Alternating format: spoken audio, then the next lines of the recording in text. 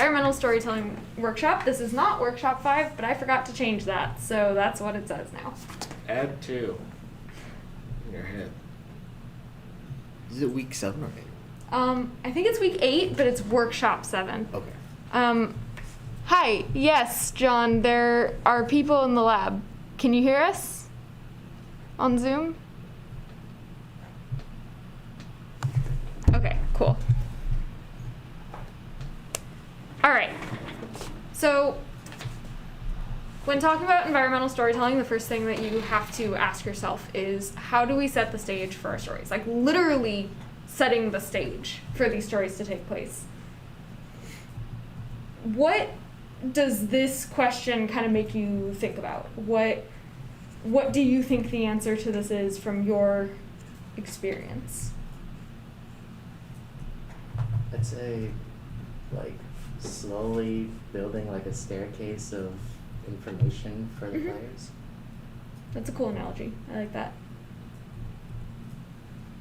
Do you have any thoughts? Block meshing.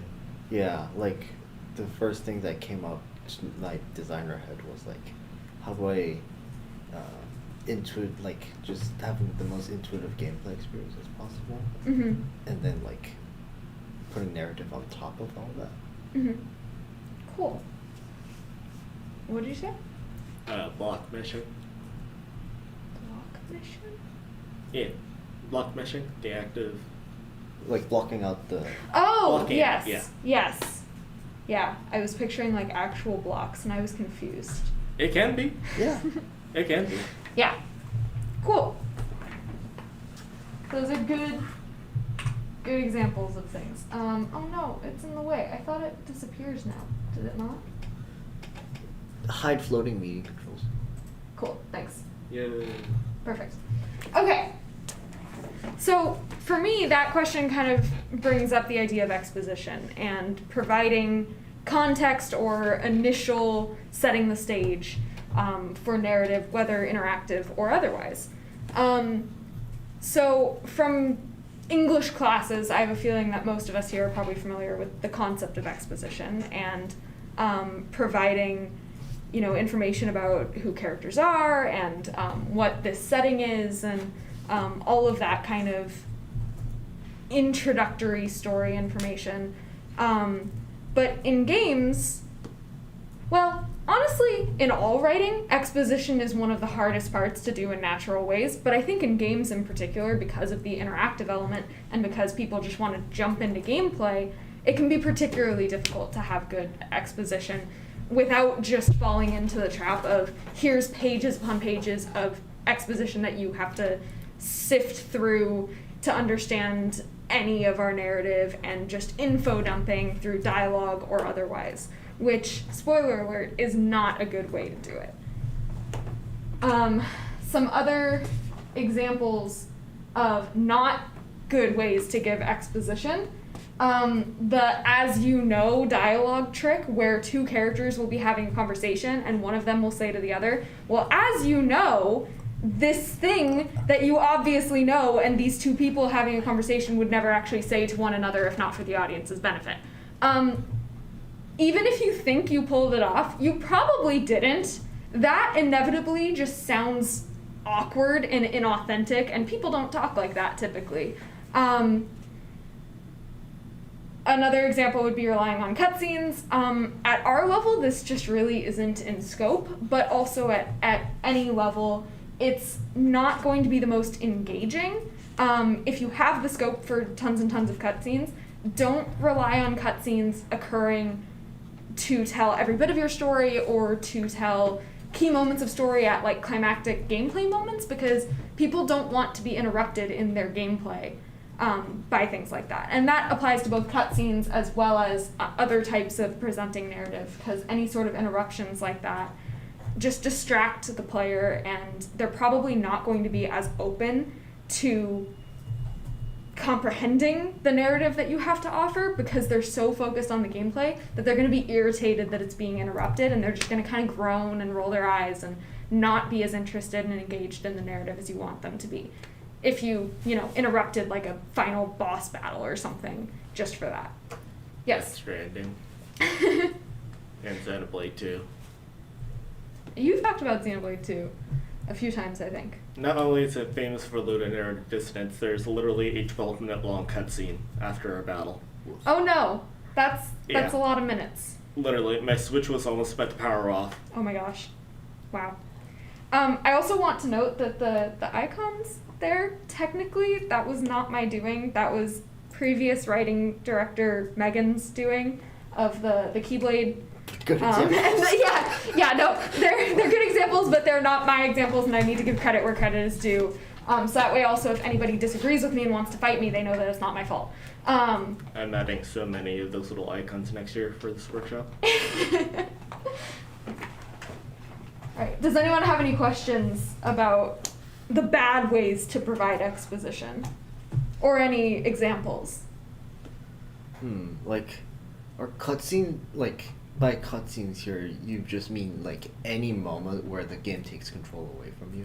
Yeah, so like full actual cutscenes where the player doesn't have control anymore. And to be clear, cutscenes aren't inherently bad. It's really just you need to be conscious of where you're putting them, and you need to be conscious of how long they are, and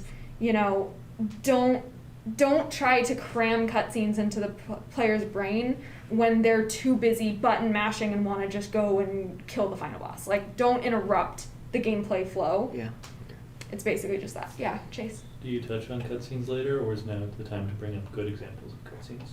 You can bring up good examples of cutscenes now. We don't really talk about that later because we don't have scope for cutscenes in our games typically. That's fair. Red Dead 2.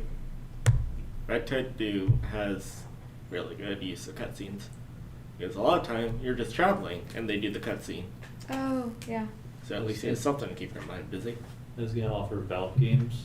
Typically, Half-Life and Portal don't take away control of the player while cutscenes are happening. Yeah. What are those called? There's a term for that. Megan talked about that last year in her version of this workshop, but I personally didn't have the experience with it to talk about those kinds of things.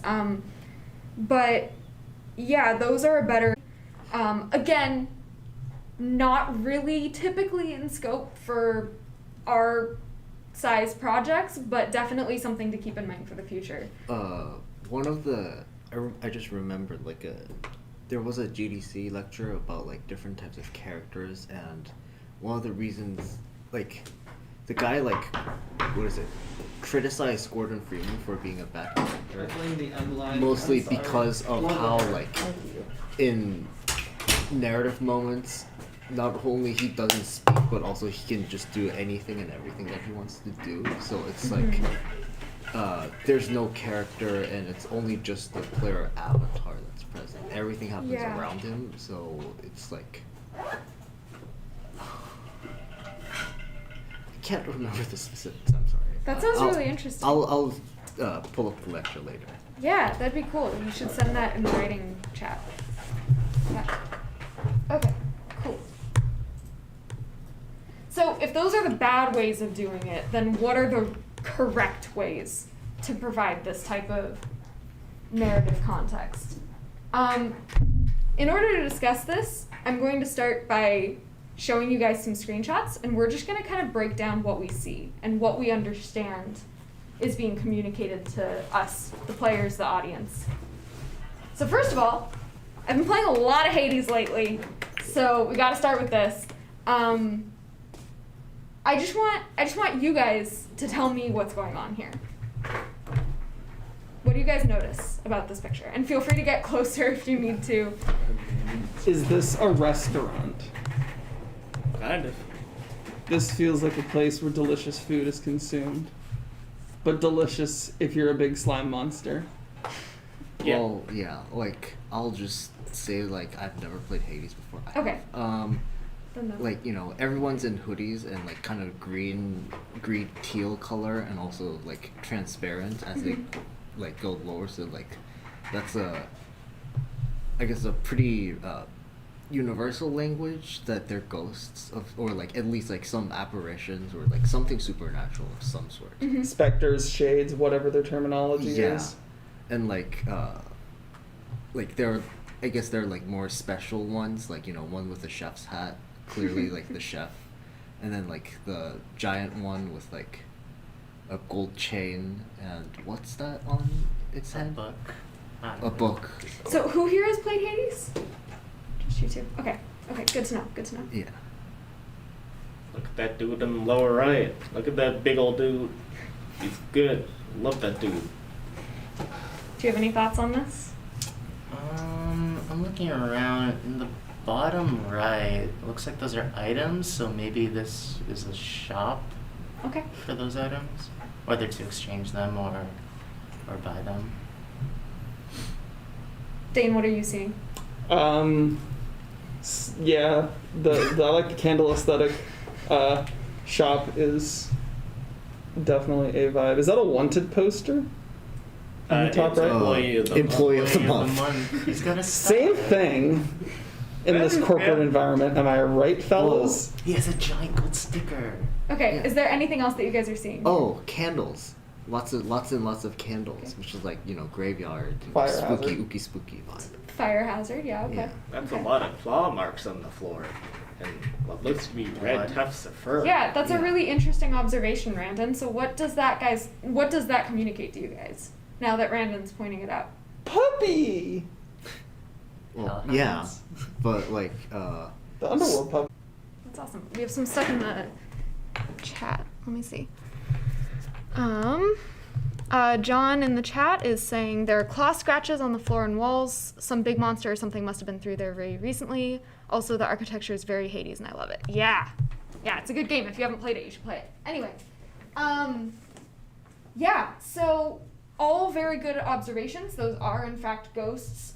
This is in fact a shop. That is in fact a chef. And you guys understood all of this. Ignore the little message objective thing in the upper left corner.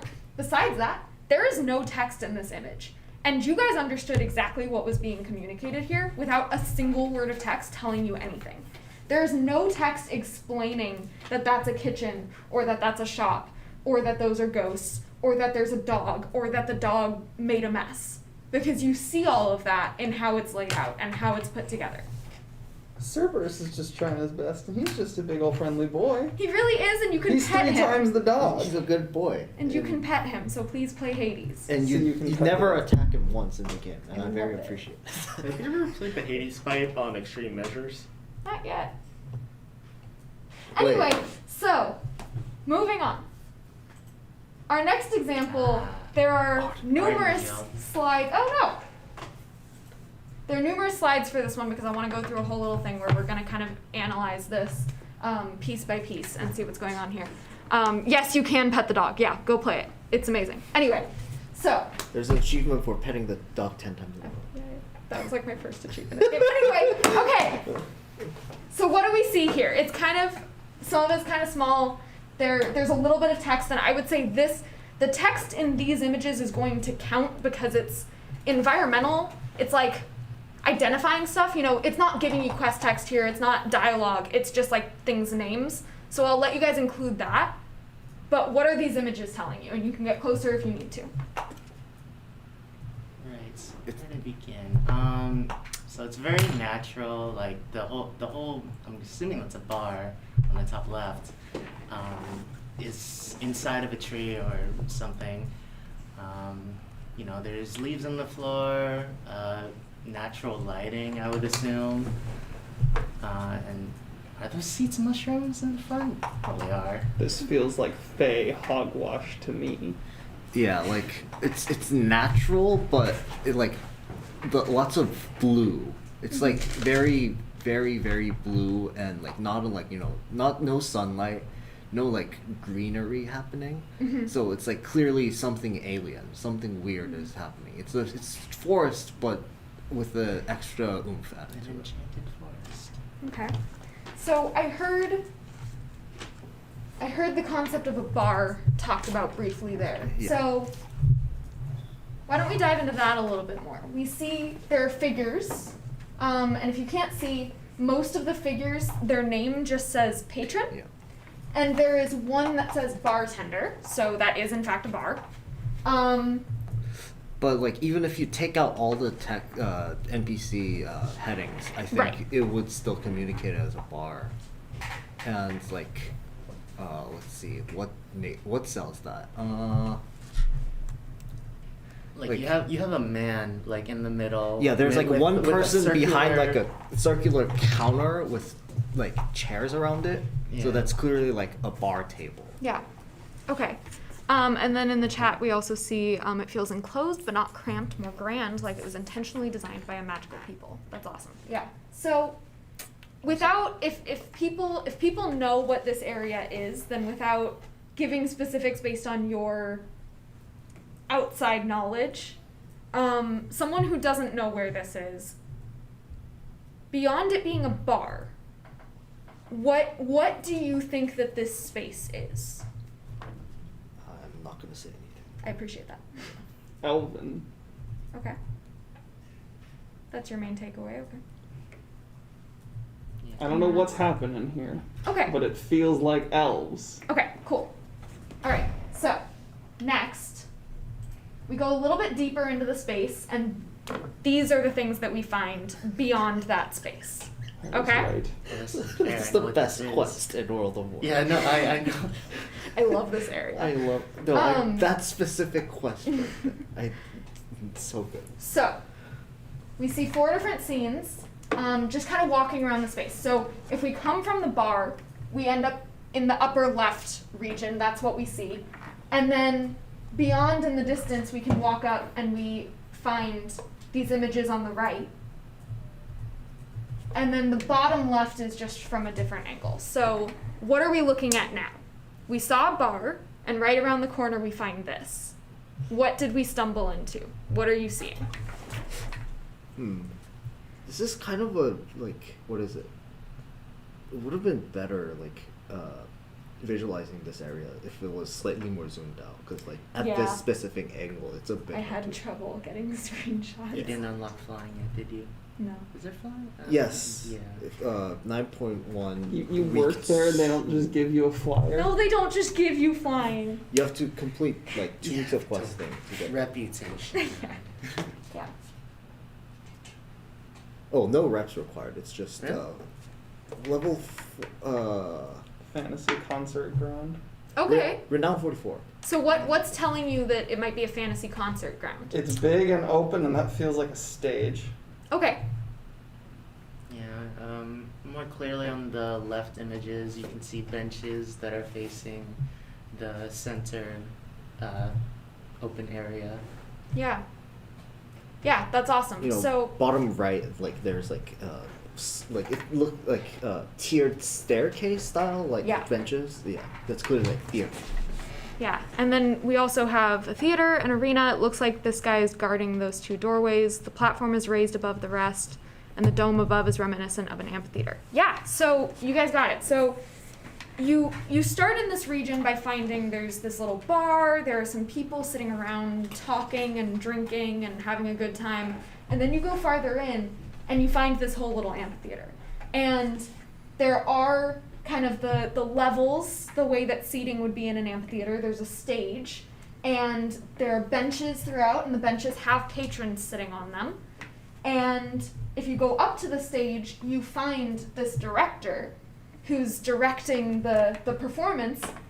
And if you continue to explore, you will actually discover that one of these people who's up there is a performer and basically is wearing essentially a costume. And so it says her name, but then it says comma as this other character. And there's like the big spectral thing and you can fight her, but it's all a performance. And That guy. what was that? I killed that guy. Anyways. Like what is also like it's just immediately clear from visual language that the whole glowing thing clearly just doesn't belong here. It's not from here. Right. Right. But still like shares the color language of the whole region. So it's like, oh, it's a specter from these people, but Right. this guy is from not from here. Yeah. And then there are little details like in the background you see instruments and things, you know, kind of like the stage production props and other components. And then if you even go backstage, you can find this little backstage area where you see scripts or sheet music sitting on a table. You see a flute. There's seating areas. You know, it's a place for performers to gather backstage before a performance.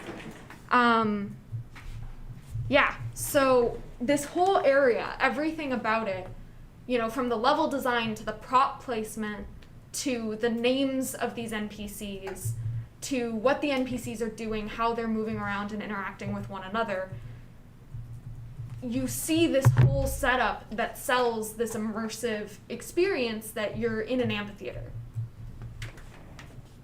And there are performances going on. And then the last one that we have is this, along with a funny thing. Well, that's not good. Oof. Yeah.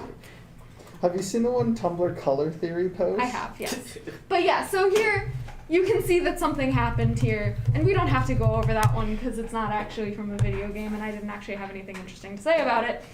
But I think you guys are getting the idea. So the point is environmental storytelling. Because once again, it was with either no text or the only text being NPC names that we understood so much about the context of these settings and the context of these stories. So environmental storytelling is learning how to plant those seeds and leave those clues for your audience to piece together. And a lot of that happens unconsciously just through the immersion of it. A player could be the least narrative-focused player in the world. They skip through all of your text. They don't care. They fast-forward through dialogue. They're only in it for the gameplay. But they can't help but pick up the story that's just in the environment. And so it doesn't matter what your text is saying ultimately, because even those players can understand your story if you sell it through the environment.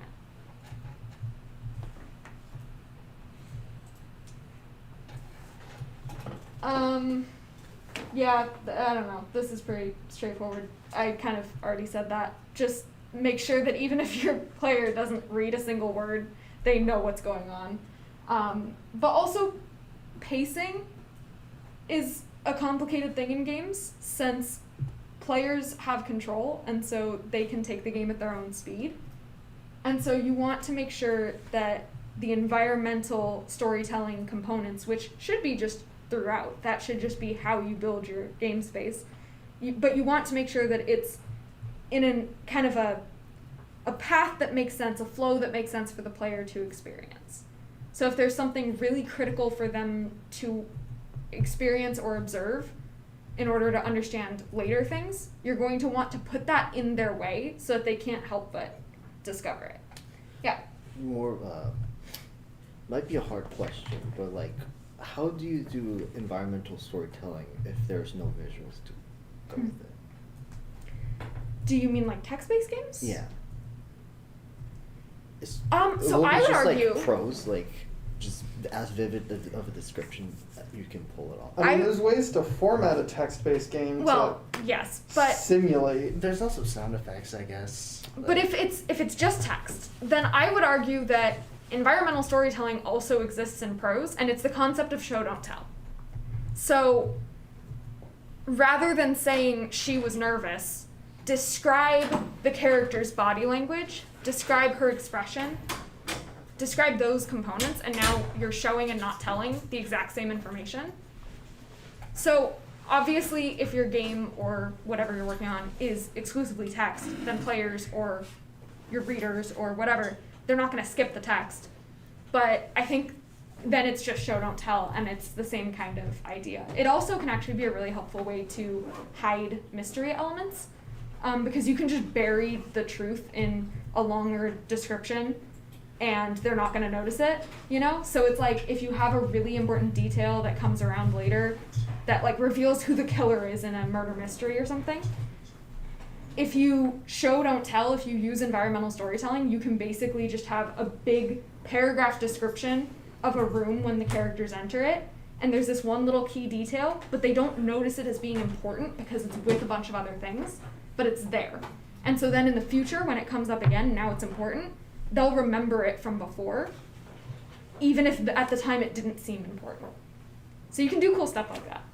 Does that make sense? Does that answer your question? Sort of, yeah. Yeah.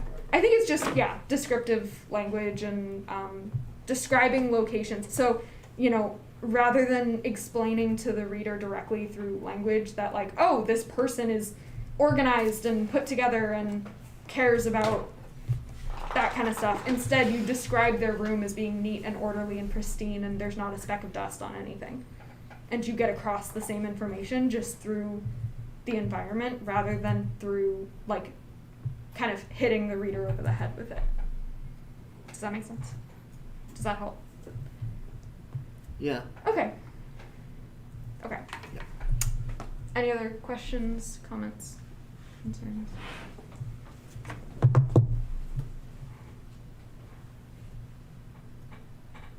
All right. So uses of environmental storytelling, exposition as addressed, rather than using the as you know type dialogue, you can instead use environmental storytelling to get across the same information. Immersion, that area that we looked at from Ardenweald, the amphitheater, is so immersive because of all of these little details. And that really helps to make the player feel like they're actually part of this world and part of this story, rather than just a player playing a video game. Characterization, so as I was just explaining the concept of, how neat versus messy someone's home or bedroom is can say a lot about them, or the decor of their space, or the way that they hold themselves, which, you can be, depending on scope, you can be kind of limited in terms of your animations, but if you have different expressions, different animations to pick from, that kind of stuff can really help to get across who a character is based on how they hold themselves physically during a conversation. And then, of course, the actual character art itself, which circles back to why I keep aggressively yelling at you guys to please communicate and collaborate with your teams from day one, because you as a writer are not creating the icing on the top of the cake. You are a critical part of the entire construction of the cake. And if you work with your team from day one, collaborating as a group, then you can have an influence over things like character art, and that can help say a lot about the character without using any words. What they're wearing, what their hair looks like, how they hold themselves, all of those things can be way more effective at communicating something to the player than whatever you have them say ultimately. And again, players might skip your text wherever they physically can, which is unfortunate, but it's how it goes. And so you have to force them to experience this component of your story. Like, they have no choice. It's so immersive. There's so much in the environment. Even if they're not looking for all the little details, they see the image overall. They're there with you in that world. And so it puts them in the story, whether they like it or not. But how do we actually do this is the big question. Communication and collaboration, it always just comes back to that. All this other stuff is huge too, but I really, really want to emphasize communication and collaboration, because so much of the stuff that we have been talking about and looking at in those pictures had to do with the art assets, the level design. It can often have to do with music, sound effects, those kinds of things. And all of that stuff is not stuff that is a writer's job to actually do. But it's a writer's job to help influence the development of it.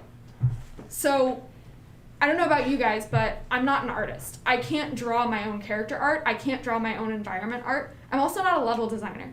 Level designers on World of Warcraft are basically artists, and they take these assets and they just make these incredibly beautiful areas like the one that I was showing you. I can't do that. But a level designer can, and if I communicate to them, hey, I need this thing to be like an amphitheater, and this is what I'm picturing, and it's going to be super cool and all this stuff, then they can do that. They can implement that, and now your game space sells your story even though you yourself can't do level design. Prop placement sometimes can fall into things like quest design or content design, which does overlap with the stuff that we do. So prop placement, once again though, you're not creating the props yourself, you're not doing the art, but once you're handed the art, where you put them, what you do with them from there, can say a lot. So please communicate from day one, because that's how you get really, really cool stuff where everybody's on the same page about what this story is and how to sell it. Iteration, polish, scope. Yeah, when you work together right from the beginning, scope is in a sense less of a concern because you're not coming in at the last minute and saying, hey, I need all this art, or hey, I need you to change all this level design. Instead, you've been working together from the first step, which means that was always the plan. Doing the art that way was always the plan. Doing the level design that way was always the plan. Does that make sense? Okay. Does anyone have any questions or comments?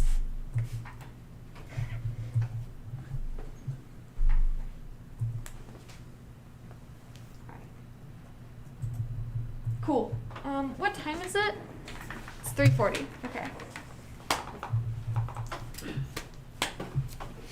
All right. I don't know if we're gonna have time for this whole activity, but we can do a little bit. I'm going to stop the recording because it's gonna be a lot of just no talking and stuff like that. So if you're watching after the fact, then thank you for